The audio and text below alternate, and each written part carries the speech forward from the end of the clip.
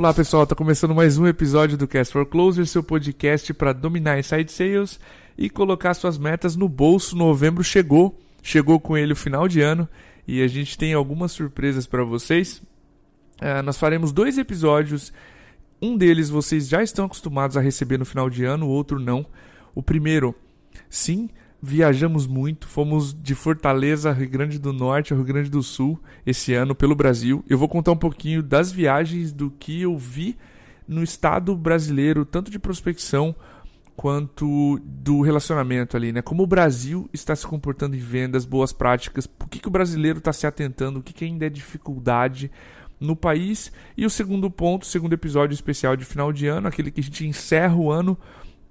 Eu e o meu sócio Diego, a gente vai dar para vocês as tendências em inside sales e em vendas para 2020. Esse é um episódio que vocês adoram, o feedback é sempre muito positivo e, claro, todo ano a gente mostra o que a gente vê em tendência, tanto aqui no Brasil quanto nos Estados Unidos e outros países mais avançados em inside sales. Com novembro também vem a famosa Black Friday, nós teremos novamente a Black Friday aqui na MeTime, o The Inside Sales Show, a nossa certificação vai estar com 50% de desconto na sexta-feira do dia 29 de novembro. Então, para você que está na dúvida do momento certo, pode esperar sim.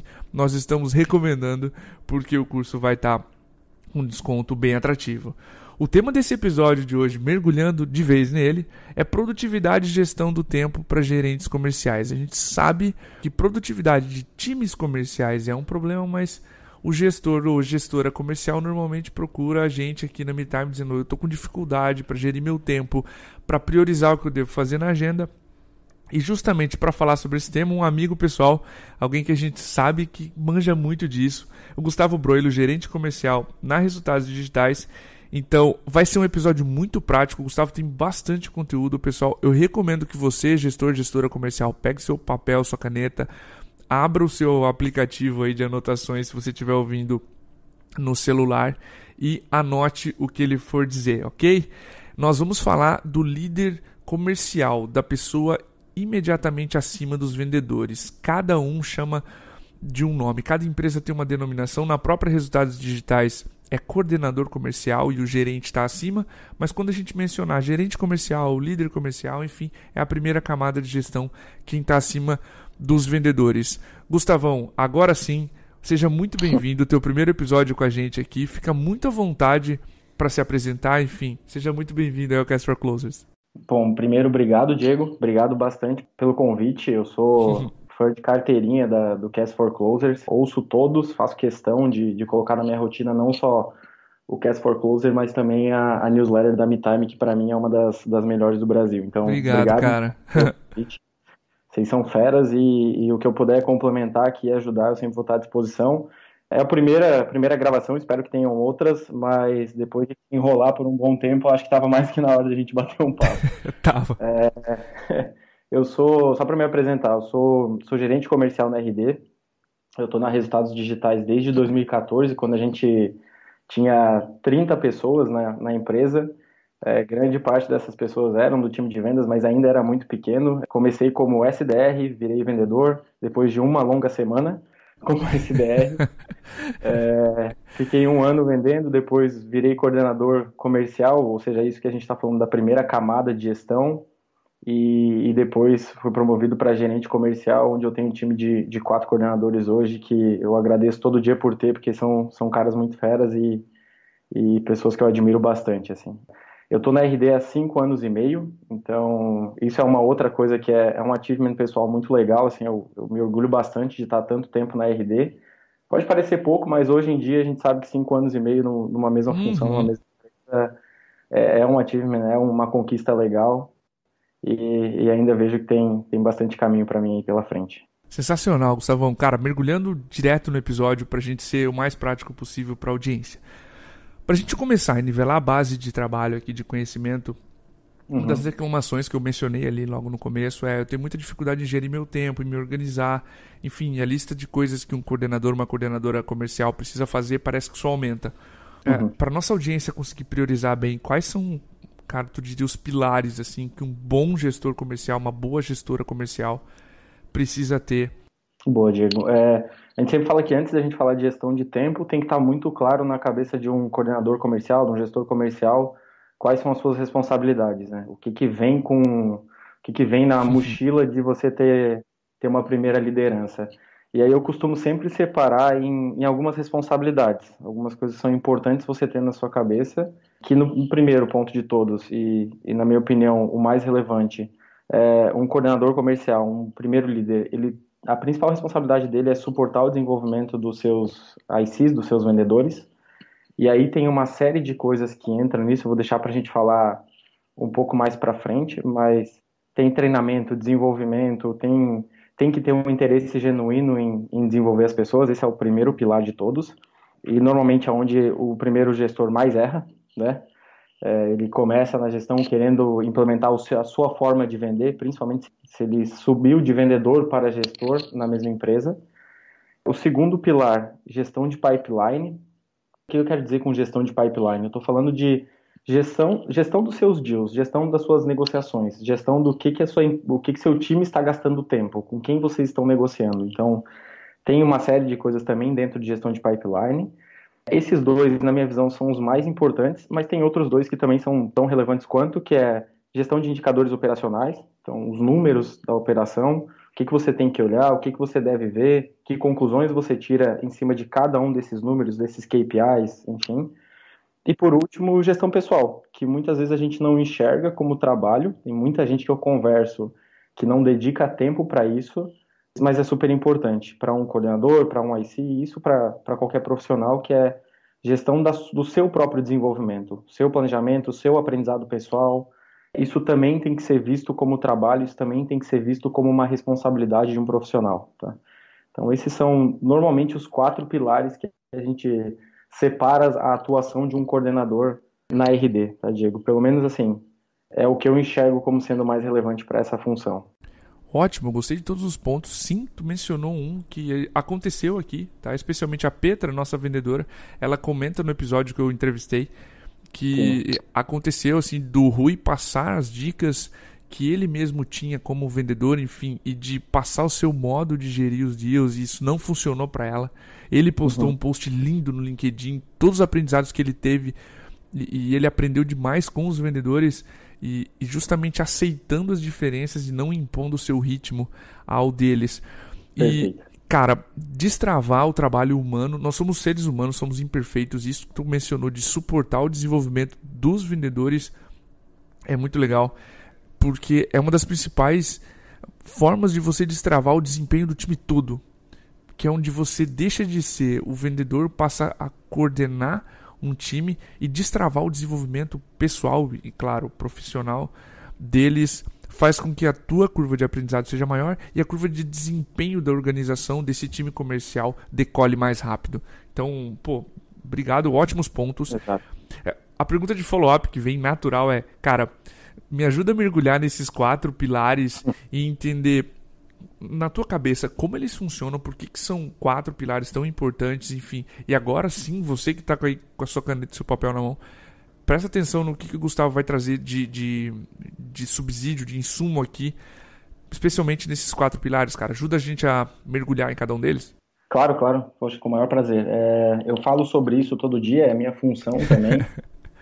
Então, para mim, é super natural conversar sobre isso e até convido, se alguém quiser depois bater um papo mais aprofundado, eu estou super à disposição, tá, Diego?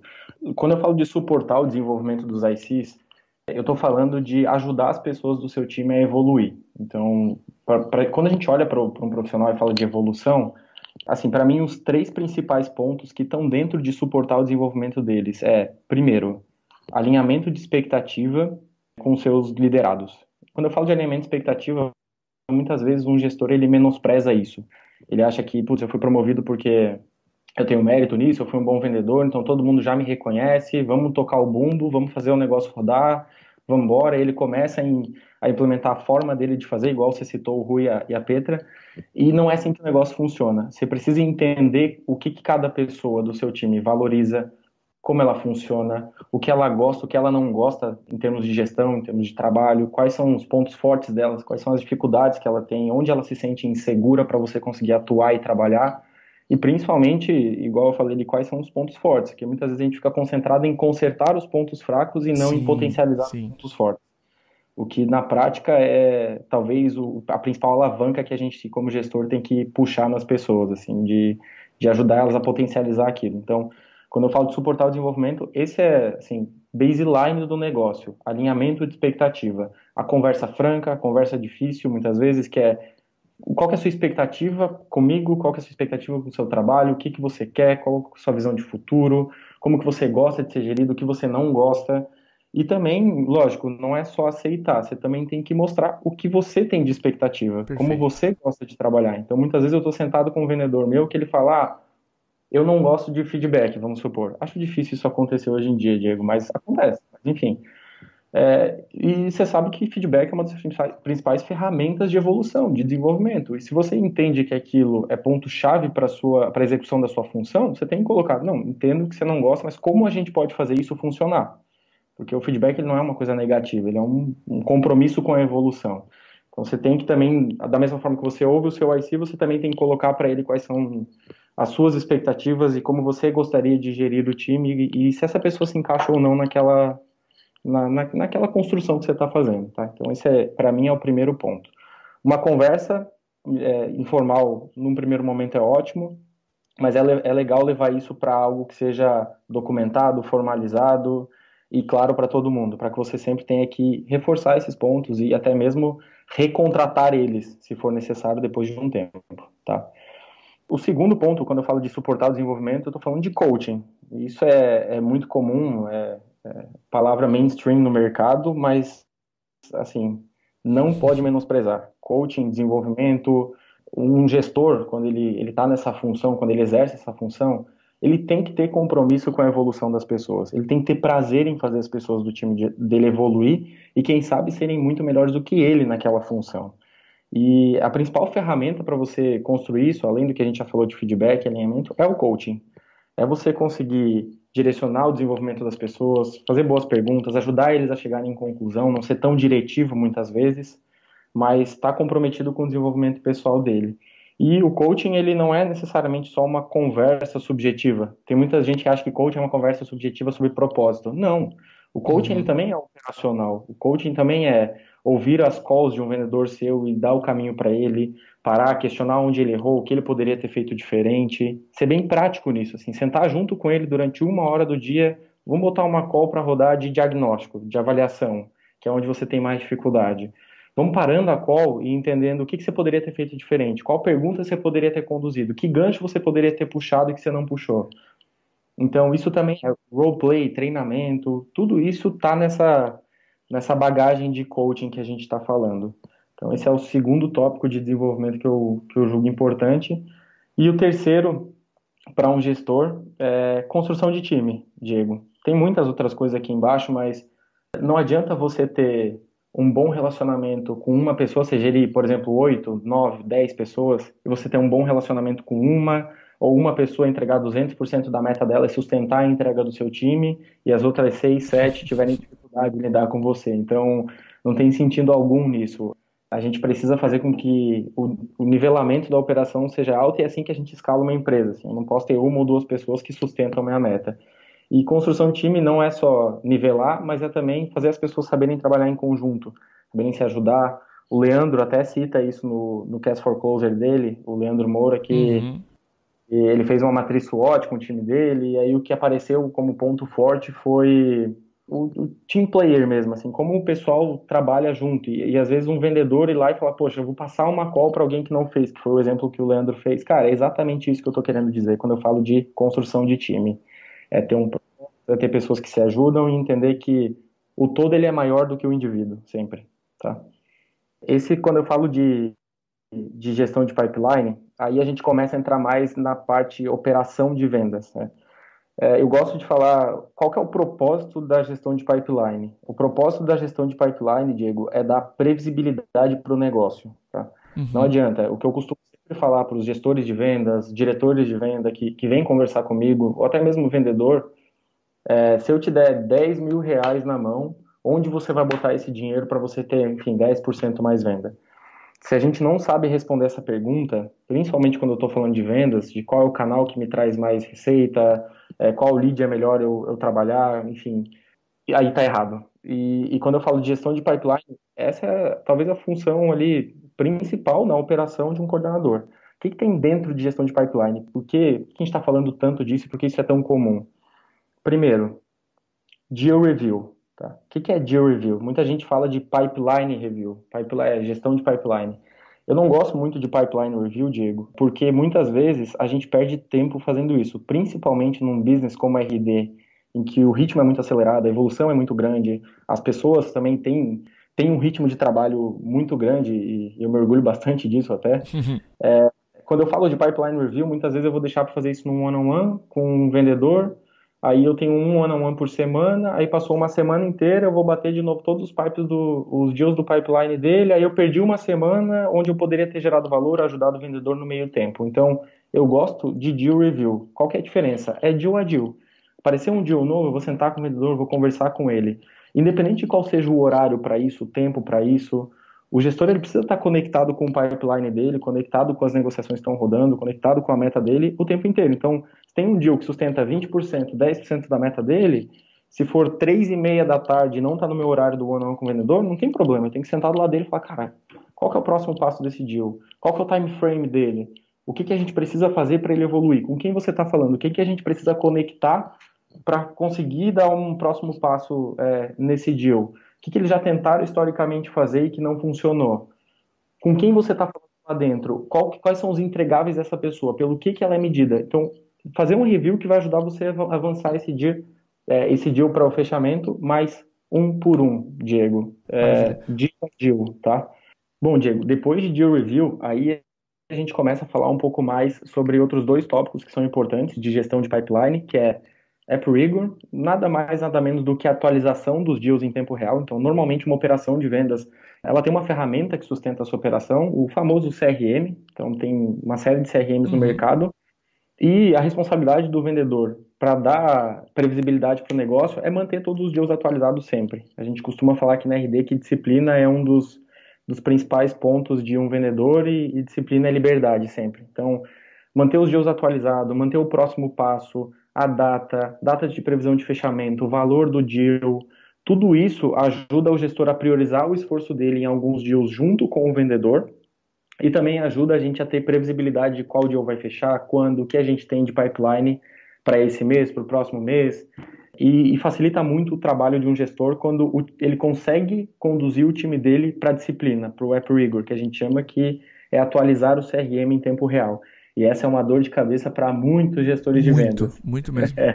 fazer o time atualizar. Mas o ponto aqui é importante o time entender por que isso é relevante. Se você usa essa informação para cobrar o seu time o tempo inteiro, ele vai sentir muito mais como sendo uma obrigação dele, porque o meu gestor quer. Agora, se você usa o fato de ele ter os deals atualizados como fonte de você priorizar o deal que você vai entrar e apoiar ele na venda, ele vai ver como sendo o ponto principal para ter o apoio e o suporte do gestor. Então, Maravilha. é muito como você conduz isso. E por último, forecast. Forecast nada mais é do que previsão de vendas, e o gestor ele precisa estar o tempo inteiro pensando nisso. Quanto eu tenho de pipeline, o que eu preciso para bater minha meta, qual é a taxa de conversão que eu tenho desse pipeline atual e principalmente atuar em cima disso antes de deixar a última semana do mês ou o final do mês chegar. Então, o tempo inteiro ele tem que estar olhando para o pipeline dele e falando, cara, isso é suficiente para bater minha meta? Como a gente está convertendo, onde a gente está perdendo, o que eu posso recuperar, é suficiente para eu entregar minha meta? E conduzindo o forecast dele durante... Forecast nada mais é do que previsão, né? É um exercício de planejamento, mas conseguir conduzir o time dele para no final do mês entregar a meta, no final do quarto ele entregar a meta também, tá?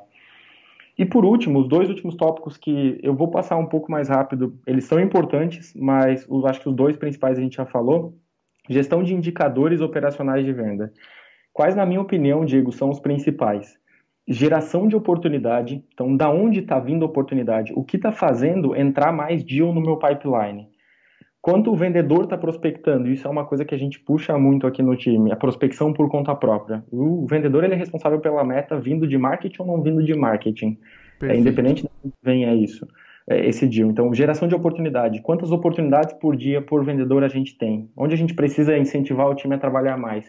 qual um contest ou uma premiação que a gente pode fazer para o time, uma campanha de incentivo para gerar mais oportunidade. Isso é volume. Isso ajuda o gestor a ter ideia de volume. Segundo ponto, taxa de conversão, eficiência do funil. Qual que é a intenção de você olhar para isso? É onde você está perdendo a oportunidade, onde o balde está furado, no final das contas. O que está fazendo o meu time perder muito deal em negociação? Quais são os motivos de perda principais que estão fazendo eu perder deal no meu pipeline? Então, isso ele tem que olhar. Tem que ter uma expectativa de conversão, tem que entender onde eu estou abaixo dessa expectativa, por que eu estou perdendo deal, e aí você consegue trabalhar um coaching bem feito com seu vendedor, ouvir uma call da etapa onde ele mais perde, enfim. Tá? Então, taxa de conversão e eficiência. E, por último, volume de atividade e tempo em call. Por que esses três? Geração de oportunidade, volume, eficiência e conversão, perda, onde eu estou perdendo, onde está impedindo o meu time de bater meta, volume de atividades, ritmo de trabalho. Esses três elementos são Perfeito. super importantes para um time de vendas. Tá? E gestão pessoal, eu costumo sempre falar de plano de desenvolvimento pessoal. Tá? Acho que o ponto principal aqui, quando a gente fala de gestão pessoal do coordenador, da primeira gestão, plano de aprendizagem dele, é ele conseguir entender quais são as suas responsabilidades hoje, igual a gente falou, gestão de time, gestão de indicador, gestão de pessoas, o que tem como atividade dentro de cada uma dessas responsabilidades, igual a gente comentou também, como eu me avalio em cada uma delas, quais são as dificuldades que eu tenho e o que eu posso tomar de ação, o que eu posso fazer, quem pode me apoiar a desenvolver cada um desses pontos que eu ainda sou falho, eu ainda tenho muita dificuldade. Esse é o ponto que a gente tem que concentrar. Eu faço isso, os coordenadores do meu time também fazem isso. A gente tem, Diego, bem prático, assim, uma planilha, fala lá, pilares, quais são as responsabilidades, quais são as atividades dentro de cada uma dessas responsabilidades, qual que é o modelo ideal. O que um bom coordenador, um bom primeiro gestor tem em cada uma dessas atividades, tem que fazer, qual que é o modelo ideal. Como eu, como coordenador, me avalio em comparação ao modelo ideal. Poxa, eu ainda estou muito abaixo em termos de coaching porque eu tenho dificuldade em fazer as perguntas certas. Beleza. Que livro eu posso ler? Quem pode me ajudar? Quem é referência nisso? E o que eu vou tomar de ação para fazer isso? Eu vou sair almoçar com essa pessoa, eu vou pedir uma sessão de mentoria para ela de 2 horas para me ajudar a fazer isso? O que eu vou tomar de ação para eu poder desenvolver essa skill também? Então é assim que a gente vê gestão e planejamento de aprendizagem pessoal, tá? Muito massa, cara. Que aula.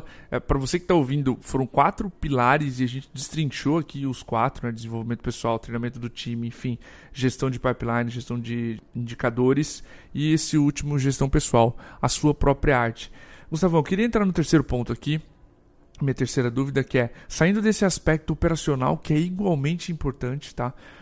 Eu recebo muito pedido aqui de, como o gestor deveria se comportar, quais são as posturas, enfim. O que tu vê como principais, né, competências e habilidades de um coordenador de vendas, uma coordenadora? Ótima pergunta, Diego. Cara, tem bastante, assim, mas puxando as principais que eu enxergo. Primeiro, o coordenador ele precisa entender que a partir do momento que ele assume um time ou que ele tem pessoas que ele responde por ou que é responsabilidade dele, querendo ou não, e isso tem que dar prazer nele, ele tem que ter um senso de responsabilidade com essas pessoas acima de qualquer outra coisa, tá, Diego? Sim. Então, não só com essas pessoas, mas também com a meta, com o resultado delas, com o desenvolvimento delas. Então, para mim, a primeira competência, ela está correlacionada ao senso de responsabilidade. Um coordenador, ele não pode ser uma ponte. Eu não posso fazer uma pergunta para um coordenador e ele simplesmente não me responder e falar, vendedor, qual que é a resposta? Não, ele tem que assumir essa responsabilidade. Se o meu forecast está baixo e eu estou perguntando para o coordenador por que está baixo, ele não tem que falar assim, X, por que está baixo? Não, ele tem que falar, cara, está baixo porque eu estou falhando aqui e trabalhar isso com o time dele depois. Então, tem que assumir risco, tem que ter senso de responsabilidade com as pessoas e com o resultado. E aí, quando a gente fala de senso de responsabilidade, o ponto é, quanto a cabeça do coordenador ela está concentrada na solução versus quanto ela está concentrada no problema. Tem muito vendedor que está concentrado no, não estou recebendo lead, está difícil de vender, o telefone não funciona, a gente não tem uma margem de desconto alta para poder fazer venda. Cara, não funciona assim. A nossa cabeça tem que estar concentrada sempre em, tá, beleza, mediante esse cenário, o que a gente tem que fazer para melhorar, o que a gente tem que fazer para evoluir. Então Ótimo esse é o ponto. primeiro.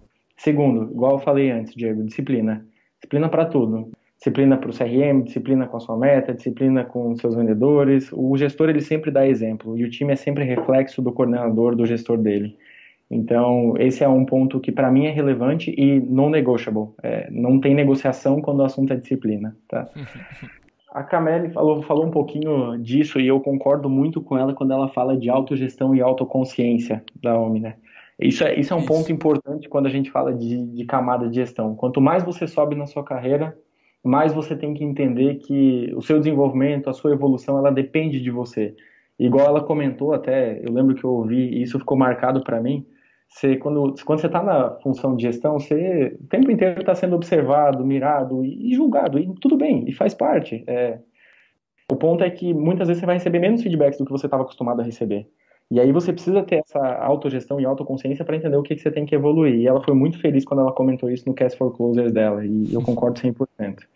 E aí tem vários outros, Diego, que são assim super importantes. Inteligência emocional, o coordenador ele tem que ser previsível para o time dele. O time tem que saber o que esperar de um coordenador. Eu não posso ter variações de humor e de disciplina e de incoerências no meio da minha gestão. Eu não posso, em hipótese alguma. Na verdade, pode acontecer, eu sou um ser humano, mas eu tenho que iniciar para isso não acontecer, para eu ser sempre coerente e ter inteligência emocional e nunca projetar no time aquela agonia, aquela ansiedade ou aquela competitividade que você tem. E uma coisa que eu acho que é relevante, que a gente falou pouco aqui, é a influência. Um gestor ele precisa ter uma boa capacidade de influência, e não é uma coisa negativa, é isso que eu estou falando, para saber usar as estruturas da empresa que podem dar apoio e ajudar ele a maximizar a gestão dele, seja um time de ops, seja um time de treinamento, de sales enablement, por exemplo, seja o time de marketing para fazer conteúdos que vão ajudar o time dele, seja o financeiro para apoiar ele numa negociação. Um bom coordenador ele tem que ter essa capacidade de influência, tem que saber negociar com os paralelos e não só com o time dele, e não só com o gestor dele, tá? Eu acho que, assim, de maneira geral, essa para mim são as mais importantes e tem, óbvio, uma boa bagagem de competências que a gente não citou aqui, mas eu quero ser bem pontual naquelas que eu acho que são mais relevantes, tá? Tu mencionou incoerência e no episódio da Camille eu puxei isso também. As pessoas toleram fracassos, elas toleram erros, enfim, o que elas não conseguem tolerar é inconsistência. Eu falo uma coisa e faço outra. Ou eu oscilo demais meu humor. Eu não sei se meu coordenador vai ter um ataque quando eu for falar com ele, ou se ele vai me abraçar e falar, não, tá tudo bem, vamos virar essa mesa. Quando o teu vendedor não sabe o que esperar de você, isso já cria uma tensão natural e aí todos os outros pilares são comprometidos. Eu queria colocar um neon em cima desse ponto de inconsistência, porque para nós ele é fundamental e é algo que nós, líderes aqui da MeTime, também prestamos bastante atenção. Gustavão, acho que, cara, pra gente... Desculpa, quer complementar? Não, não, acho que o único ponto mais relevante disso, Diego, é a gente tem que sempre lembrar daquela máxima. As pessoas ficam ou saem da empresa não só por desenvolvimento, mas também pelo seu líder direto. As pessoas se Aham. comprometem com ele. As pessoas precisam entender e ver que ele está me ajudando a alavancar na carreira, que ele está me ajudando e que eu posso saber o que esperar dessa pessoa. Então a gente nunca pode perder isso de vista, principalmente se você está numa função de liderança. Maravilha. Cara, pra gente finalizar o episódio, essa aula que eu tô tendo aqui sobre como ser um bom gestor comercial, conta pra nós o que tu faz, como é que tu investe o teu tempo, a tua própria evolução, enfim, se você lê livros, se você quiser recomendar, enfim, como o Gustavo presta atenção no que ele está fazendo para evoluir a sua própria arte, a sua própria venda, digamos assim. Bom, eu falei um pouco, e não é puxar saco, não, mas eu gosto bastante do Cast for Closers e das newsletters, dos blog posts da MeTime, eu uso bastante, tá, Diego? Mesmo para. Tanto que eu citei alguns Eu aqui. tô vendo, tua No memória é boa. Tô nosso, confiando. e de fato, eu ouço bastante porque eu acho que a gente tem muito aprendizado para tirar com outras pessoas que também querem compartilhar o aprendizado delas. Então, isso é uma forma, mas como eu comentei, assim, um gestor ele sempre tem que ser o exemplo. Então, eu aplico no meu dia a dia o mesmo que os meus coordenadores aplicam no dia a dia quando a gente fala de desenvolvimento. O que eu costumo pensar, assim, é quais são as minhas responsabilidades, quais atividades estão dentro de cada uma dessas responsabilidades, qual o modelo ideal daquela atividade, qual skill e competência eu sou exigido para executar bem aquela função e como eu posso fazer ou quem pode me ajudar a evoluir isso. Então, para cada uma dessas atividades, eu tenho skill e competências que eu preciso desenvolver, pessoas para me suportar ou ações que eu vou tomar para aprender. Seja ler um livro, seja ouvir um Cast for Closers, seja ouvir outro podcast, enfim. Então, é assim que eu enxergo. E o que eu vejo muito, Diego, é que muitas pessoas seja vendedor, seja coordenador, seja gerente, seja diretor, as pessoas estão pensando no cargo. Estão pensando em, eu quero ser coordenador de vendas. Tudo bem, não está errado. E isso faz muitas vezes as pessoas saírem, irem para um outro desafio sem ponderar de fato com quem eu estou me envolvendo, qual o tamanho daquela empresa, qual a responsabilidade que eu vou ter, qual o recurso que eu vou ter. E como eu enxergo a minha carreira hoje é um pouco diferente disso. Eu posso me basear numa função, como exemplo, eu posso me basear e falar, cara, eu quero ser diretor de vendas da Resultados Digitais. Mas o que eu tenho que projetar para o meu desenvolvimento é quais são as skills de um diretor, quais são as competências, que experiências essa pessoa tem, e aí o meu plano de desenvolvimento tem que ser concentrado nisso. Como eu desenvolvo essa skill, como eu consigo ter essa experiência, como eu desenvolvo essa competência. Então é super importante que você, e é como eu enxergo a minha carreira, esteja sempre concentrado em evoluir suas skills e suas competências. Porque se eu tiver na RD, em qualquer outro lugar, o que eu levo comigo não é só o conhecimento técnico, mas sim a bagagem de competência que eu consegui desenvolver. E nesse sentido eu não vou recomendar vários, tá, Diego? Igual eu falei para você, eu vou recomendar um Ótimo. livro, porque eu sei que as pessoas recomendam vários, eu gosto de recomendar um porque é o que mais tem aderência a isso que a gente está conversando, na minha visão, e ele não é muito conhecido. Unusually Excellent é o nome dele, tá? Escreve Unusually, com dois L's e Y, Excellent, em inglês. Ele é um livro do John Hamm. Ele é um livro que fala sobre as 9 skills para praticar liderança. Então, ele está bem conectado com o que a gente está falando de competência, de responsabilidade de um coordenador, de um vendedor, enfim, de um gestor, desculpa. Mas ele é um livro muito prático, tá? E a gente teve até a presença do John aqui na RD um tempo Que e legal. foi uma das pessoas que, assim, foi fantástico ouvir falar, fantástico poder ter uma conexão mais próxima com a experiência dele. E ele fala muito sobre os erros que um líder comete, os skills que ele precisa ter, mas de uma maneira muito prática. E eu sou um cara que eu não gosto muito de coisas subjetivas, eu gosto de coisas que são práticas. Então fica a minha sugestão, se alguém quiser depois ver o livro, tem na Amazon, tem no Kindle, enfim, A gente fica deixa super o à link vontade, aqui mas também.